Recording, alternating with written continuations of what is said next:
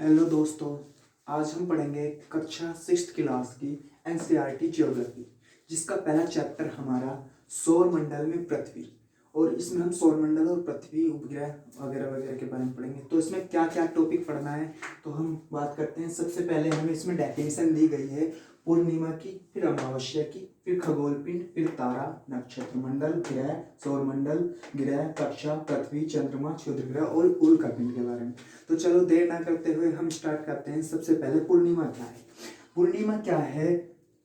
पूर्णिमा मतलब आप कह सकते हो पूर्ण चंद्र को, पूर्ण चंद्र यानी कि पूर्ण चंद्र को क्या कहते हैं? यानी कंप्लीट मून को हम पूर्णिमा कहते हैं, जो कि एनसीईआरटी में बताया गया है। पूर्ण चंद्रमा को यानी जिस समय चंद्रमा पूर्ण दिखाई देता है या फिर कंप्लीट दिखाई देता है उसे पूर्णिमा कहते हैं। या फिर आप कह सकते हो कि ये 15 दिन के बाद एक पूर्णिमा जरूर आती है जिसमें हमें पूरा चंद्रमा देखने को मिलता है। उसके बाद हम अमावस्या की बात करें तो new moon, new moon, new moon, new moon अमावस्या कहलाता है। अमावस्या का चंद्रमा कहलाता है। क्यों कहलाता है? क्योंकि इस समय चंद्रमा हमें नहीं दिखाई देता, चंद्रमा हमें नहीं दिखाई देता। इस समय से नए मून का, नया मून यानी कि नए चंद्रमा का शुभारंभ होता है और धीरे धीरे चंद्रमा बढ़ के पूर्ण दिखाई देता है, तो पूर्णिमा होती है। जैसे कि यहाँ से इस तरीके से ये पूर्णिमा पहुंचता है, पूर्णिमा, और फिर लगभग 15 दिन का समय लेकर के यहाँ अमावस्या हो जाता है, यानी पूर्ण रूप से छिप जाता है चंद्रमा, चंद्रमा छिप जाता है। इसके बाद हम बात करें तो नेक्स्ट टॉपिक जो हमारा होगा खगोलीय पिंड।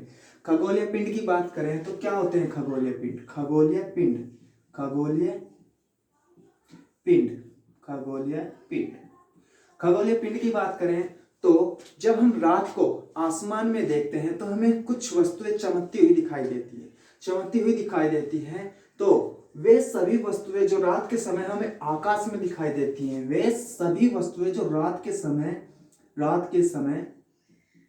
आकाश में दिखाई देती हैं, आकाश में दिखाई देती हैं, आकाश में दिखाई देती हैं, क्या कहलाते हैं? वे सभी वस्तुएं जो हमें रात के समय आकाश में दिखाई देती हैं खगोलीय पिंड कहते हैं। खगोलीय पिंड क्या क्या हो सकते हैं? जैसे कि सूर्य, तारे, चंद्रमा, ग्रह, उल्का पिंड, ये सभी के सभी खगोलीय पिंड है। ये सभी के सभी खगोलीय पिंड है। अर्थात आप कह सकते हो ब्रह्मांड का निर्माण इन्हीं खगोलीय पिंडों से मिलकर हुआ है, खगोलीय पिंडों से मिलकर हुआ है। तो नेक्स्ट हम चलते हैं खगोलीय पिंड के बाद। खगोलीय पिंड के बाद हमारा आता है तारा। तारा क्या चीज है?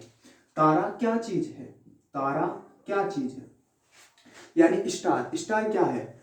जिस तारा, वे खगोलीय पिंड, ये भी खगोलीय पिंड था, वे खगोलीय पिंड जिनके पास अपनी ऊष्मा, अपना प्रकाश होता है, प्रकाश होता है, वो तारा कहलाते हैं। अपनी ऊष्मा, अपना प्रकाश होता है, तारा कहलाता है। इनमें ऊष्मा और प्रकाश का जो सोर्स होता है वो संलयन अभिक्रिया होती है। संलयन अभिक्रिया, संलयन अभिक्रिया होती है।